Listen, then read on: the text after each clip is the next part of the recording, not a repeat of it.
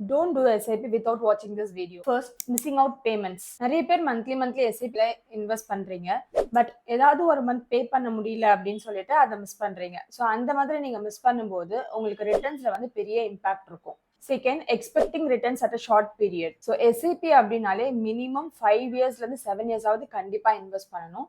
So ஒரு 1 or 2 years invest பண்ணிட்டு எனக்கு இன்னும் ரிட்டர்ன்ஸ் வரல அப்படின்ட்டு அந்த எஸ்ஐபியை ஸ்டாப் பண்றது. இந்த மாதிரி பண்ணும்போது உங்களுக்கு பெருசா ரிட்டர்ன்ஸ் இருக்காது. ஸோ எஸ்ஐபியை பொறுத்த வரைக்கும் நீங்க லாங் டேர்ம்ல இன்வெஸ்ட் பண்ணீங்க அப்படின்னா தான் நீங்க எக்ஸ்பெக்ட் பண்ற ரிட்டர்ன்ஸ் உங்களுக்கு கிடைக்கும். Third, avoid withdrawals. So mutual funds பொறுத்த வரைக்கும் மார்க்கெட் பேஸ்டு தான்.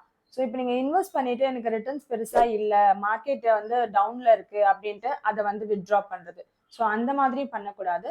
தென் எமர்ஜென்சி சுச்சுவேஷன் அப்படின்னு சொல்லிட்டு எஸ்ஐபியில் அமௌண்ட் இருக்கா, அதை நம்ம வித்ட்ரா பண்ணிக்கலாம் அப்படின்னு அதை வித்ட்ரா பண்ணீங்க அப்படின்னா ஸோ நீங்கள் எக்ஸ்பெக்ட் பண்ணுற ரிட்டர்ன்ஸ் உங்களால் கண்டிப்பாக எடுக்க முடியாது.